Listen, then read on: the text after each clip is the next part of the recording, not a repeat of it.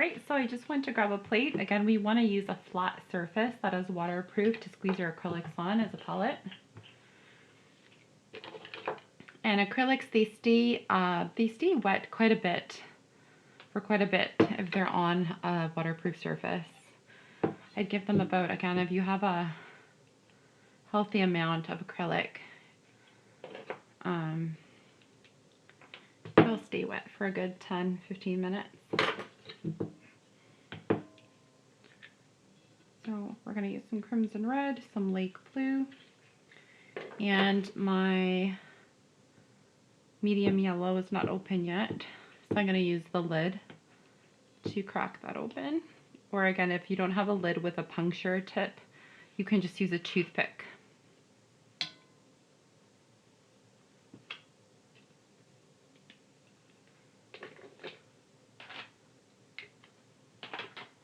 All right, and with acrylics, you don't have to mix water into acrylic.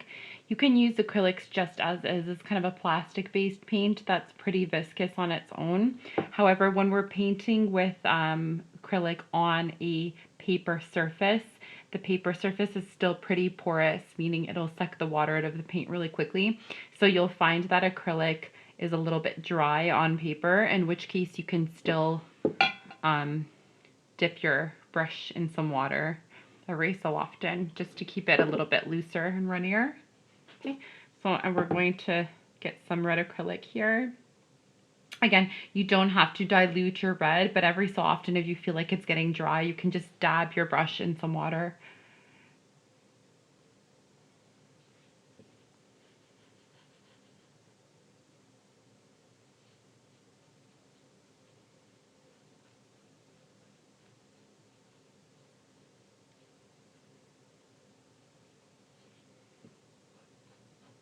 Acrylics are a bit more opaque, a bit more solid than watercolors.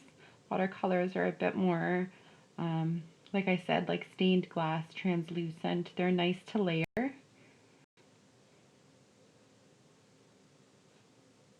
Whereas acrylics are more saturated, the colors are more full and come out darker right away. Also, you can add more acrylic to wet acrylic without it getting streaky. Whereas with watercolor, you have to wait for that bottom layer to completely dry before you go ahead and add more color on top. Okay, so we've got our red, rinse off our brush really good, dry it off really well.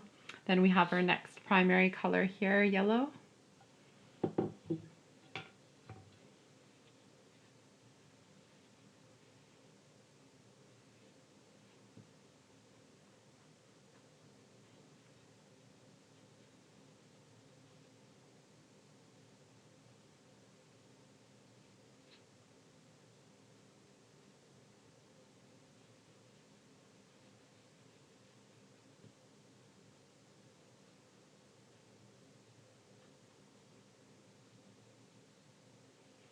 Okay, then we're going to mix some red into the yellow.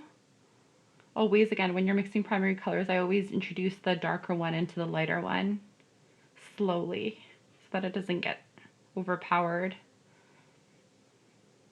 And you'll eventually get to like a half and half ratio where you'll get a nice pumpkin orange.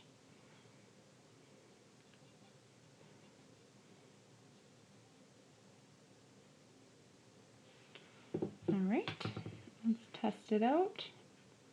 Nice.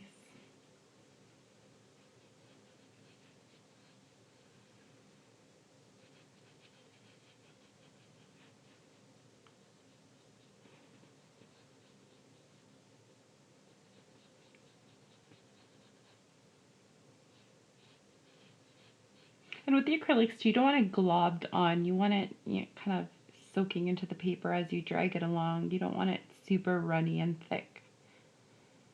Just a nice thin coat. And spread it out so that it's even. All right. And now we're going to go ahead and mix some of our tertiary colors in here. So if we mix a primary yellow and a secondary orange, we're going to get a tertiary color.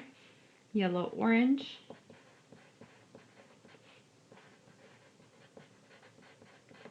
And if we mix primary red with secondary orange, we get a tertiary up here as well, a red orange.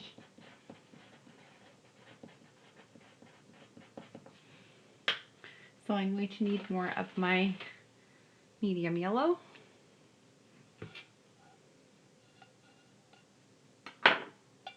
And I'm going to introduce some of this orange color into my yellow.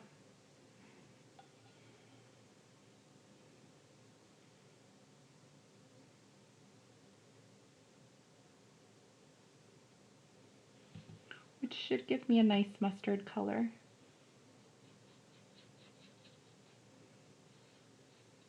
Okay, and here, if you want it to be a little bit more runny, if it feels dry when you're mixing your tertiaries, you can just add a dab of water.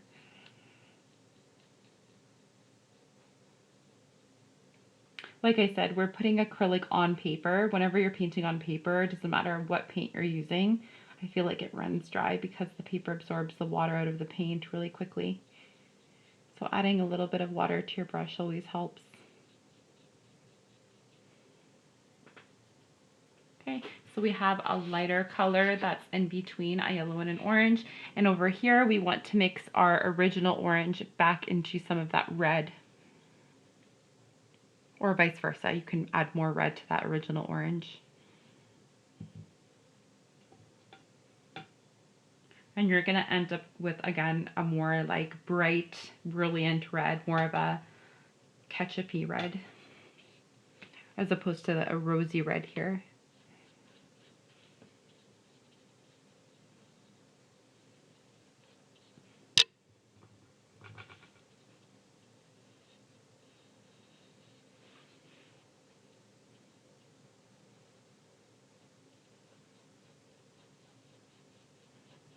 Okay, and again, you can see how I'm using the brush to create a thicker brush stroke in some areas, and then I can turn it to the side to get a nice thin line in here.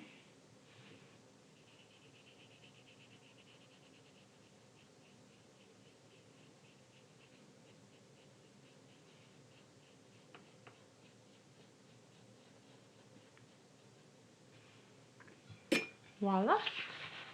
We've got our red orange, our yellow orange, and our yellow. Actually, it's better with the light on. Okay, and I'm gonna go ahead and rinse my brush really well now, and then we'll get prepared to work between yellow and blue next.